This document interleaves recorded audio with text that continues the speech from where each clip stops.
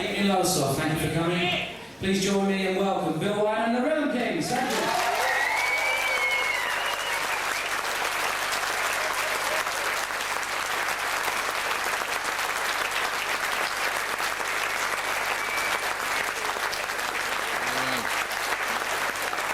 Typical, isn't it?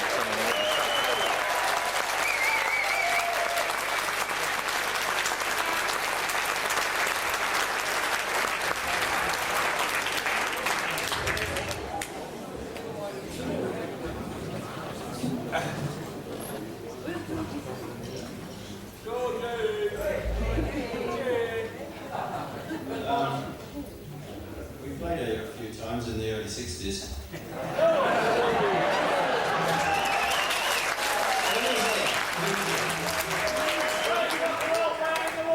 Who saw us at the Grand Hotel? Come on. Bloody liars, none of you were there. No, we did it. We did it quite a lot, actually, and it was always a good crowd, and I thought it was about time we came back, so there we go.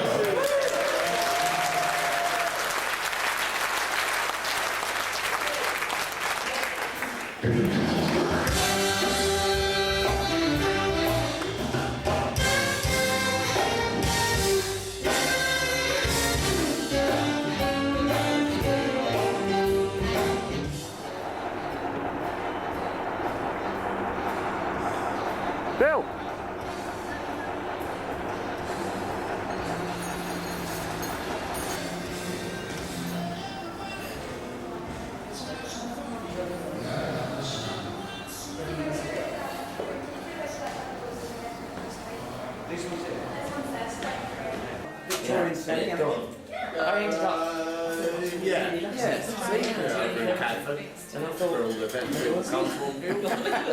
Well, as a child I was around there, wasn't I? Yeah.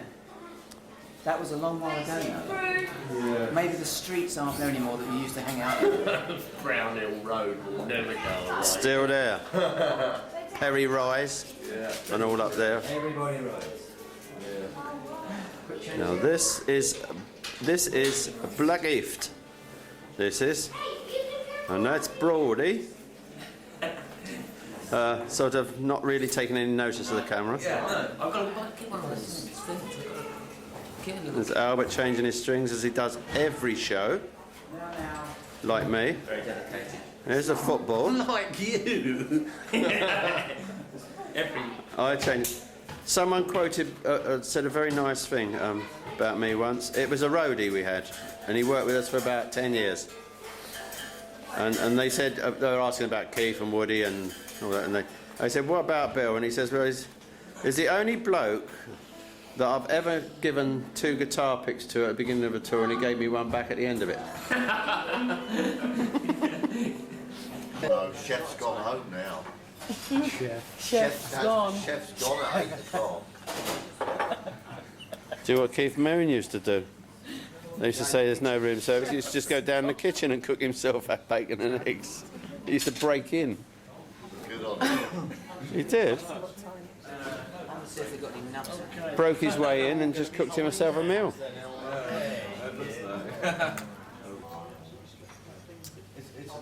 You're not tired, are you tired? Don't look tired.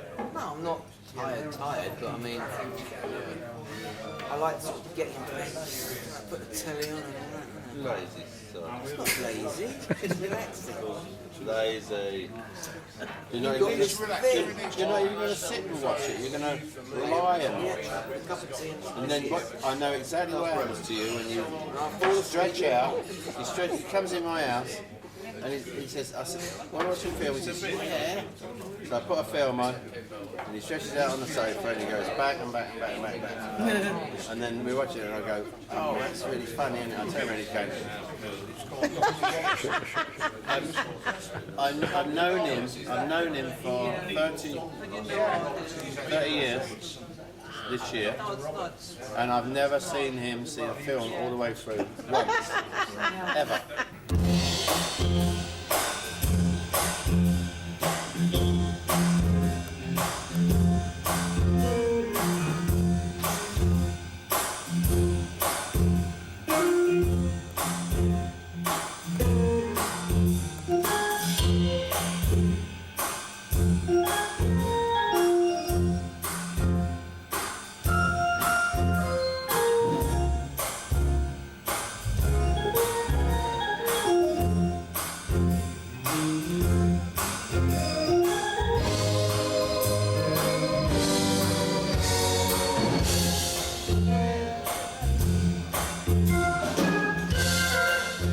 So we had Albert the other day changing his strings, and this is Martin, who also changes his strings every show. Unfortunately. Give or take on the odd one, maybe. Unfortunately. Who's last changed yours, Bill? When I started doing the first recordings of the Rhythm Kings, which is about 94, 95, I get a nice thud on mine, which I like. A nice gentle You like the ring and the dring Gotta have a ring. and the ping. I wish I didn't have to do it. I forgot you. But yes, But that's your sound, and that's my sound. who changes your strings for you? Terry did. I don't know. It's so done so infrequently that I don't know who did it last. I suppose Terry When did, did you yeah. last personally change a set of strings? Oh, I don't know. I don't remember. Probably 60s? 20 years ago, yeah, something like that. I think I did it at home on a bass when I was recording once. I don't know how to wind them up in the end anymore. I used to, but it's just a little art that's gone now. Well, if you don't have to do it. Oh, it's a real treat. But yeah, I know. I actually marked it down on my sheet yesterday, which is all the time. Yeah. See if you can hear the lyrics at the same time. Yeah.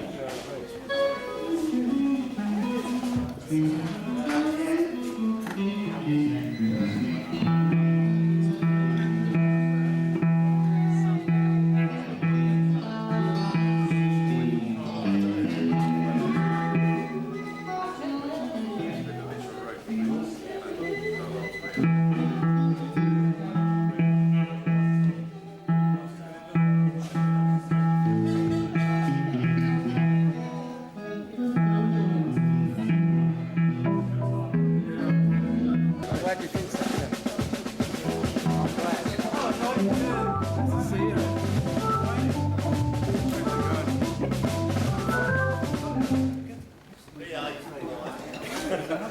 I'm Very intimately, I think so. Is that Martin Taylor gets keep? Martin Taylor keeps walking in the way, you know what I mean? I've done it about 4 times now. I hear the weekend went well, Mark. Yeah, my home gig. I hear the weekend went well. Yeah, so good. You got there eventually. Liz was very enthusiastic.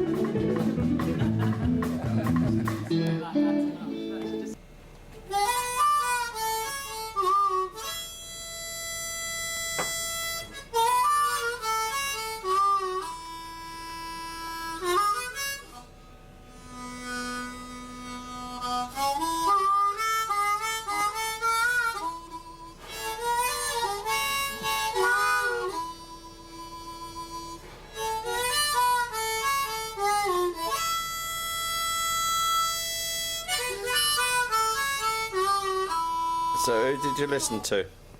Who did you listen to with harmonica? Who inspired you? Sonny Boy Williamson, Yeah? second. Yeah, Rice Miller. Rice Miller, yeah. Sonny Terry. You didn't know, you weren't into the, Butterfield. you weren't into the little water. Didn't really know. No, you how didn't to know do too it. much about it. Yeah, Didn't it's, know how to do it with the amplifier. yeah, stunning. Yeah, you Slim got Harpo. Got to learn about amplification, and he played in a totally different way. Yeah, Slim Harpo the same. Yeah. Got love if you want it, babe. Yeah, really good stuff. Jimmy Reed, I like Jimmy Oh, Reed. Jimmy Reed, yeah. You know, Yeah. unique style. I mean, all those harmonica players, Sonny Boy, you could say in one chorus, he'd just take a chorus, he wouldn't go on for hundreds of choruses, and he'd say more in that one chorus than a lot of people could say in 20. Have you ever heard that song he did called Santa Claus? No. Oh, it's wonderful. Searching through my baby's dresser drawers, trying to find out what she bought me for Santa Claus. Not for Christmas, for Santa Claus. The cops come round and say, what you're doing in your baby's dresser drawers? And he says, I'm just trying to find what she got me for Santa Claus. And there's all that harmonica in between and all that, the answer. But he did lovely sort of train rhythm things, didn't he? Yeah. Without it thinking it was a train. Yeah, he's always very... that breathing in and out bit all the time. Yeah. He uses this sort of... That's it, yeah, that's it. Yeah. That type of, sort of rhythmic thing he would do, yeah.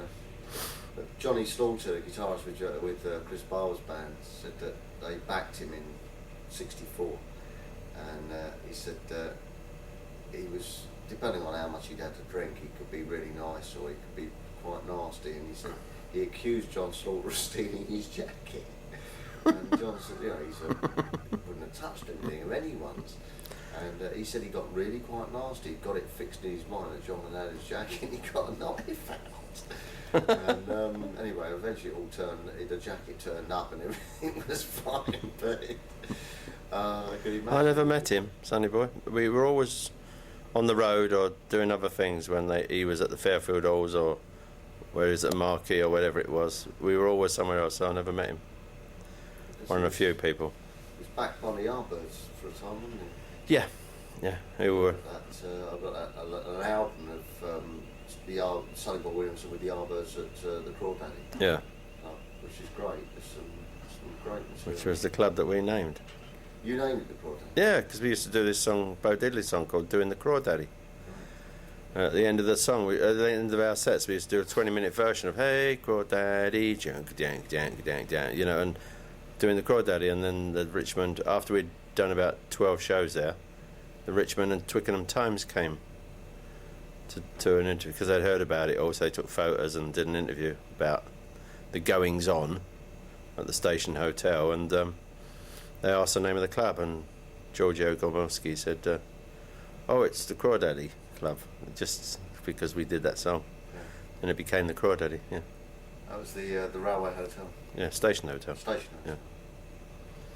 And then did you do it when it moved to the athletic ground? Yeah, that's we went to the athletic ground, yeah, because we got closed down because of the kids. There were too many kids there, and well, I played that one. And it went in the no. What happened was after that article came out in the Richmond and Twickenham Times, then about 2 or 3 weeks later, the Daily Mirror came down. Patrick Doncaster came down, did a whole piece in the Daily Mirror, which was very complimentary for us and great publicity for us, except it closed it down because it said 450 kids in there, you know, raving it up and standing on the tables and taking their shirts off and swinging around their heads and all that while we were playing.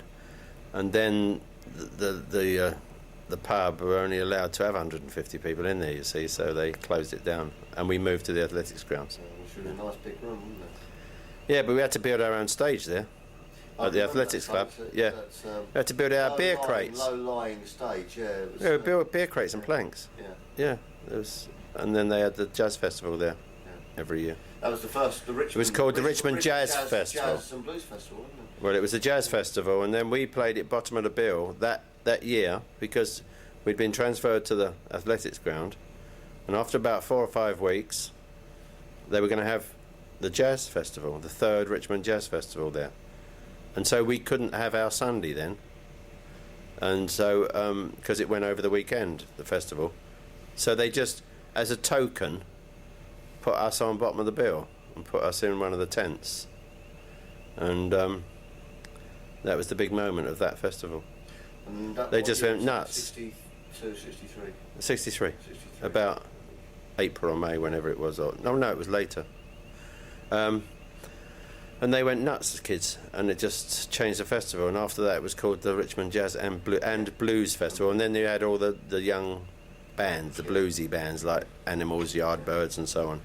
After that, and I don't think we ever played it. Oh, we topped the bill the next year, the same thing, and then we never did it again. Yeah.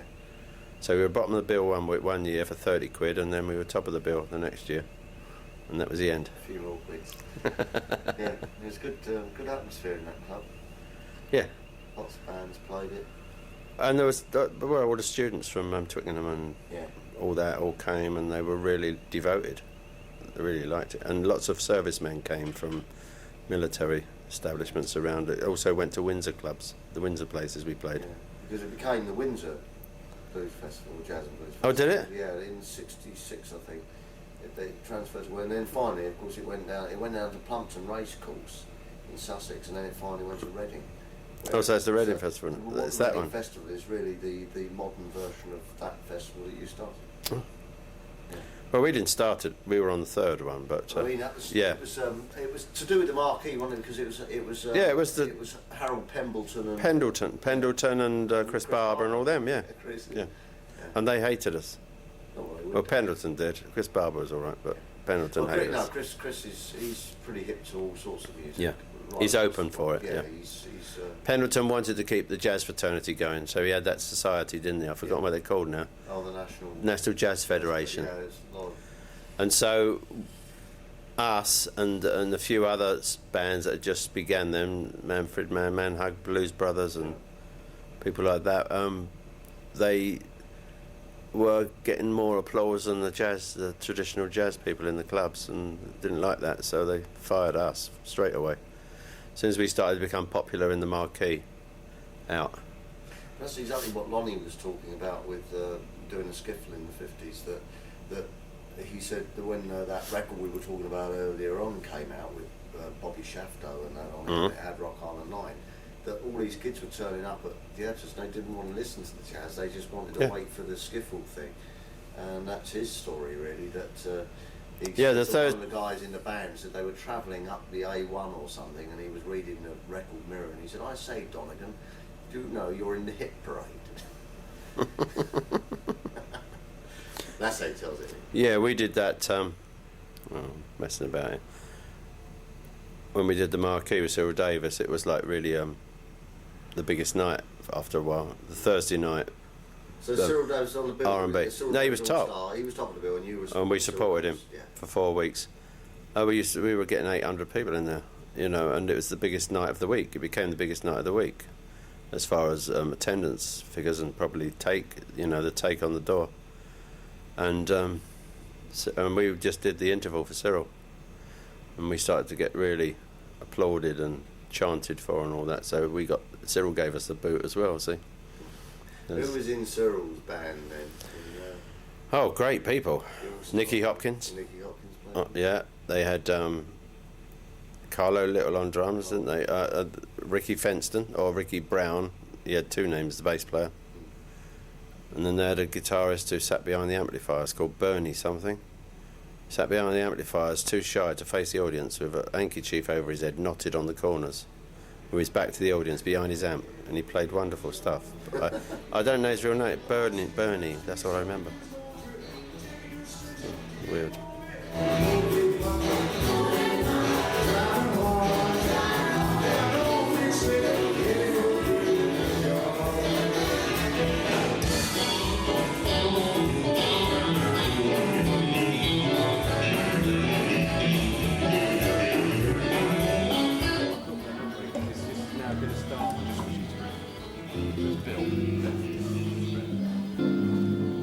This one will always be the lead one. Whoever's singing lead down the front. These two could be playing together anyway. How about that? So Elvis and this man are going to kill Elvis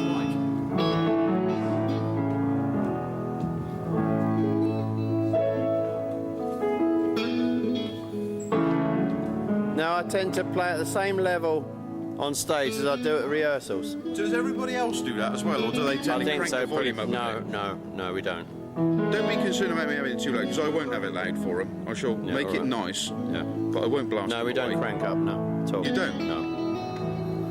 Albert might on the I odd. was amazed how quiet you were at No Miss. Yeah, doing the tapping solo and all that. I can't get my sound. My ears aren't bleeding enough yet. Oh, we don't like that. You know. Right, yeah. Okay. So, right, what's You've got one mix coming out, this is going to be? which is a composite mix for Alpert and Cell. I think I should take this out of here. Take this Where right is completely everybody? out of here. Supposed to be rehearsed. Then I'll run one locally round. Oh, there's another acoustic today as well. Yeah, we know that. We've got all that.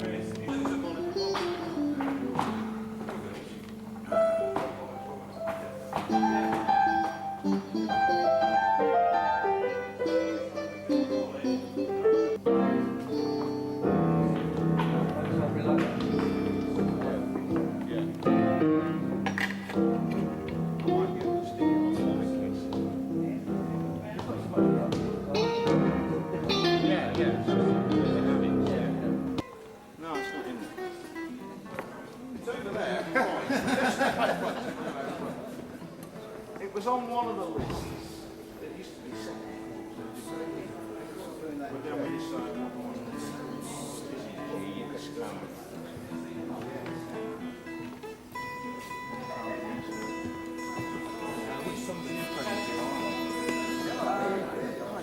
It should be about right.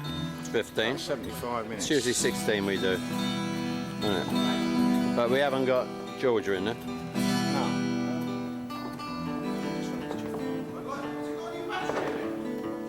Has it got a new battery?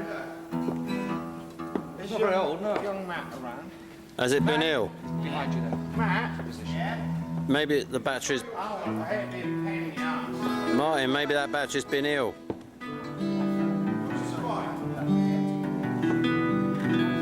Oh, there we go. There's something.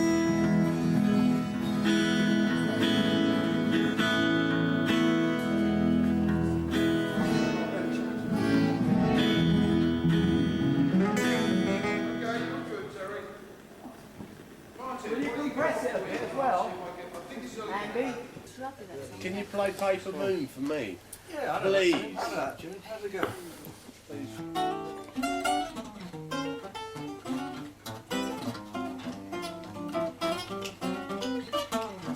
Without your love. It's a cabaret. Without Your love, it's a cabaret played in a penny arcade.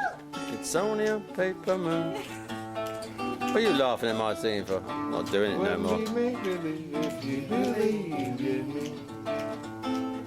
Me? Right up your bum. Sits there again. Oliver Nelson. Stick it right up your bum.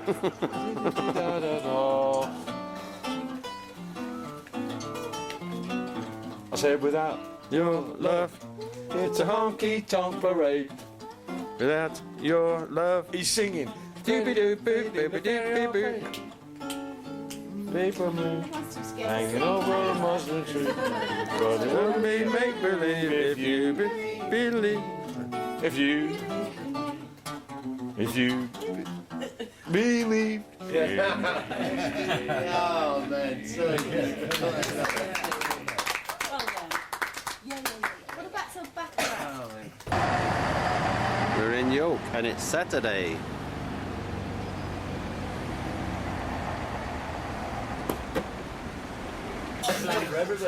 I wasn't recording then, but I am now. So you can do it again. Here we are, folks, on the road again. Having a good time all the time. Good help. Banging on my door, looking for Beverly. Better open up, baby. You got someone else inside. I'm gonna come in and grab you and take you for a ride.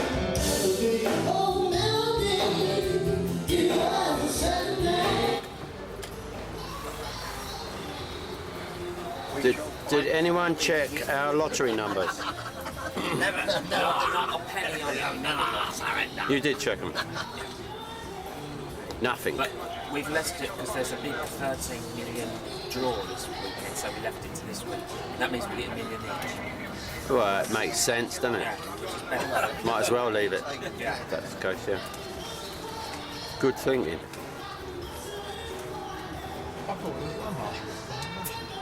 Wednesday was. So who's got the winning numbers then? Them. So. No, I mean, what was the lottery numbers? Yes. Oh. That's what I meant. I can't remember. I know the lowest number. Because I haven't checked mine either.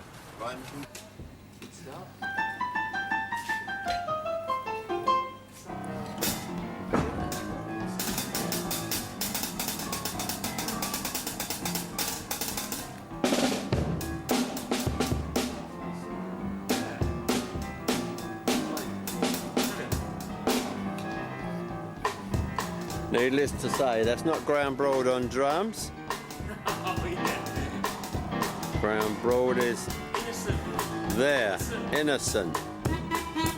It is Off Day. Gene Off Day. Got to chew gum.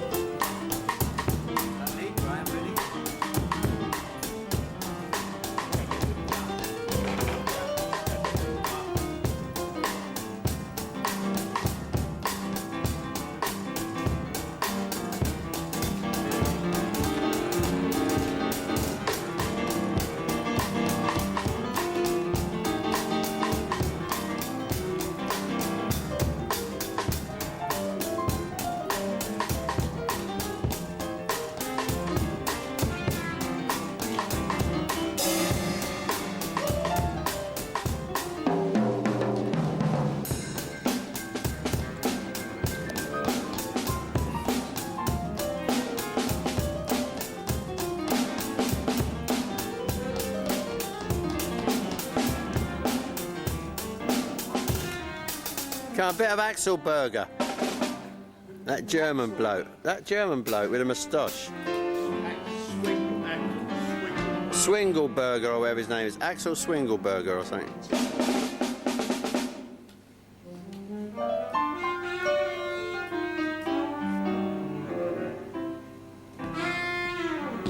Manky Fried, what do you enjoy about the Rhythm Kings? Not a lot? No, I enjoy the money, you know. What money? What money?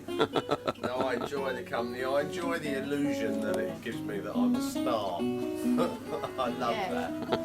And the new dance moves. What do I love about the Rhythm Kings? In all seriousness, I love working with unknowns. I love. It's a good gig. Everybody's nice. There's no egos in the band. You're a good nut for a top turn. You're all right. Some of them are absolute arseholes, and you're not. Miss Skeet. Yes, Mr. What do you have to say about yourself? Well, I would say I agree with Frank entirely. What did he say? She thinks I'm Whatever wonderful. he said. Yeah, but what was it? Well, I thought you were copying out of this. Working with the Rhythm Kings. Well, I Why do think you like it's a working wonderful with them? band. I think it's jam-packed with talent, wonderful musicians, Yeah. and people who join together and act as a family, and that's what I like about it, because I'm a family bird. You told me it was just a stepping stone in your career. And I'm the mum, and what I say goes. And you've got to do that dance now with And Miss Coburn Neesmith. I don't really know what to say.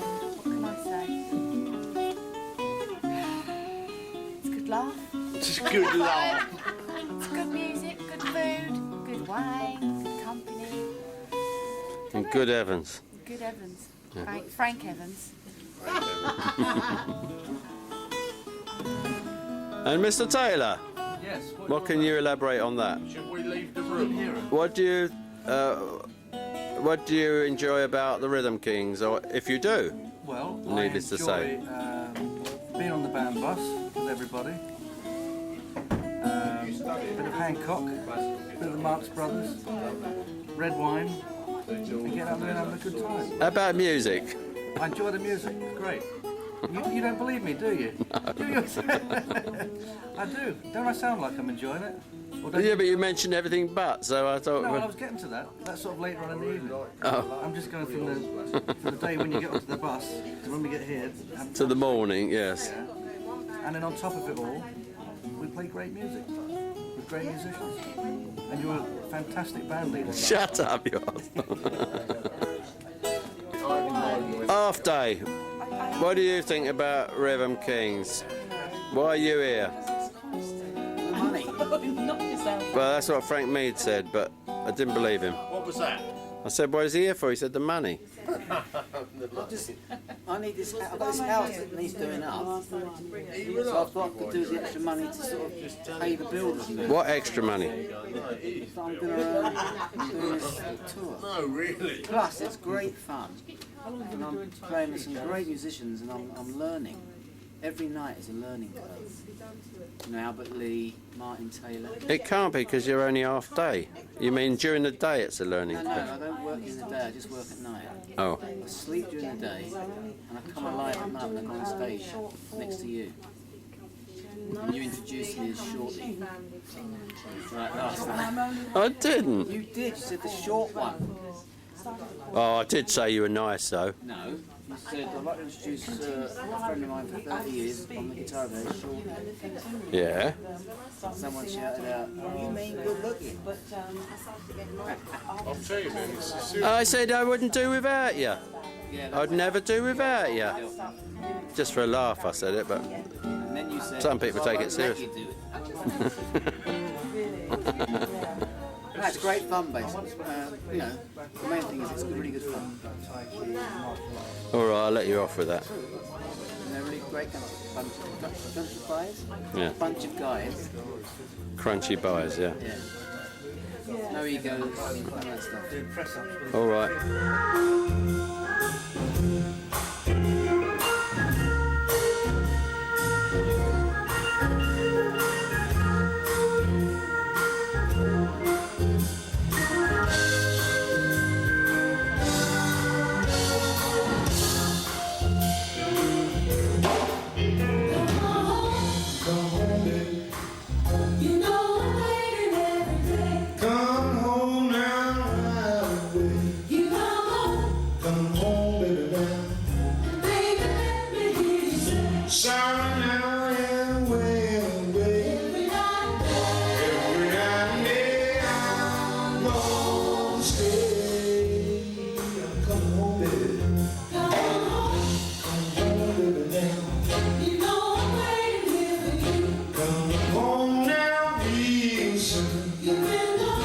Come home.